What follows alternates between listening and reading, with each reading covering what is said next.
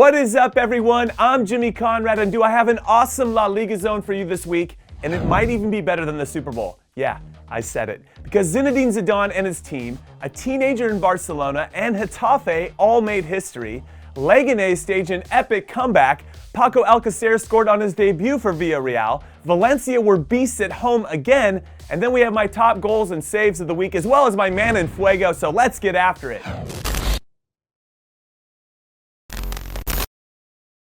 Courtesy of the fine people at Sling TV, I get to bring you the very best storylines from this past weekend in LaLiga Santander. And we're going to start with the Madrid derby, which Real won 1-0 over Atletico on a terrific goal by one of La Liga's top scorers, Karim Benzema, which got started on a piece of magic from Vinicius Jr., who put Ferland Mendy in behind the defense. Mendy whipped in a great ball, and Benzema did the rest. It was gorgeous.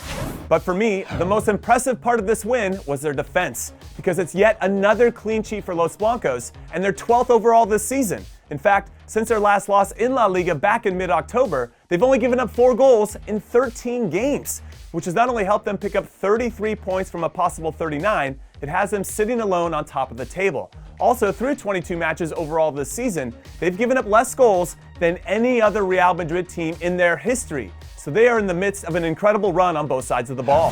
However, their main competitors for the league title this season, reigning champions Barcelona, were not to be outdone, as the genius of Leo Messi's vision and passing ability set up one of the top young players in the world, 17-year-old Ansu Fati, on not one, even though the first one was my favorite, but 2 goals, as Fati became the youngest player in La Liga Santander history to score 2 goals in a match. Also, it gave Barca a vital 2-1 win over Levante, which keeps them only 3 points behind Madrid.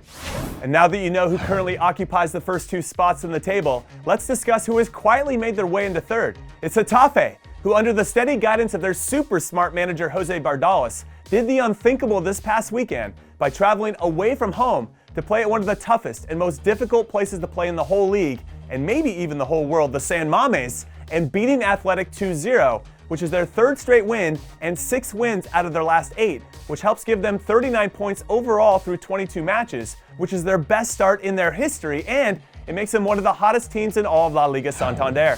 And speaking of red hot, I want to give some love to 3 players who did some big things this past weekend. First, it's Valencia's Carlos Soler, who scored a banger of a goal in his club's big 1-0 win over Celta, which means Valencia remain unbeaten at home in La Liga this season and move up to 5th overall. Second is Villarreal's newest signing, Paco Alcácer, who made his debut for the club a special one as he scored a cheeky goal off a well-timed run from midfield, and he also earned a penalty to help the Yellow Submarine earn a big 3-1 win over Osasuna, which is their 5th win in their last 6 matches, which gets them up to 7th in the table. That is some fantastic news for all Villarreal fans. And finally, Leganés came back from a goal down against Real Sociedad, and they did it in epic fashion, as super sub Oscar Rodriguez scored a ridiculous free kick deep into stoppage time to help Leganés get all 3 massive points, which sees them almost get out of the relegation zone.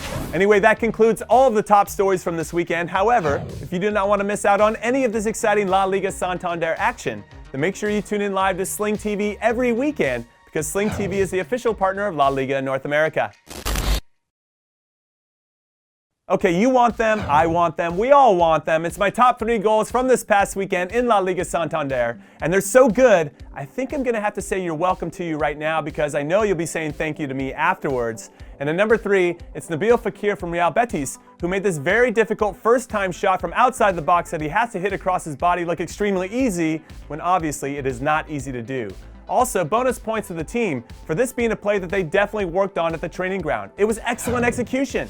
And then at number 2, it's the right back for Getafe, Damian Suarez, whose terrific combination play with not 1, but 2 of his teammates, as well as some nifty dribbling and composure in the box, gave Getafe not only the 1-0 lead in the 36th minute, but it also gave them the confidence that only comes from scoring the first goal of a game. You know, it gives you that belief that you can go on and win, which Getafe did. And then finally at number 1, imagine this. You're sitting on the bench and the manager finally calls your number. You go into the game with 10 minutes left when it's all tied at 1-1, and in the last minute of the game, there's a free kick. So you step over the ball to take it, knowing that your club needs all 3 points because you're in the relegation zone, so the pressure is immense. And guess what? You bury it in the top corner. Well, that was Oscar Rodriguez for Leganés this weekend, and I can't imagine there's a better feeling in the whole entire world. What a goal! Fun fact for everyone, I'm a firm believer that defense wins championships, which is why I'm always excited to talk about my top saves of the week in LaLiga Santander, because for me, goalkeepers are the unsung heroes of any team. Anyway, coming in at number 3, it's Barcelona's Marc ter Stegen, because this reflex save on Levante's Hernani with the game still in the balance was yet more evidence as to why ter Stegen is considered one of the world's best. What a save!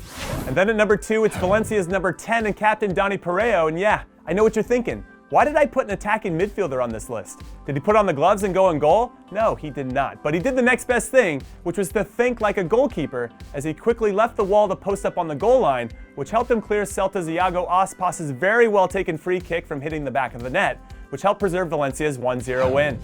And finally, I need everyone to listen up, because the worst time to give up a goal is in the first 5 minutes of a half, because it throws off your whole game plan to either start the game or coming out of halftime.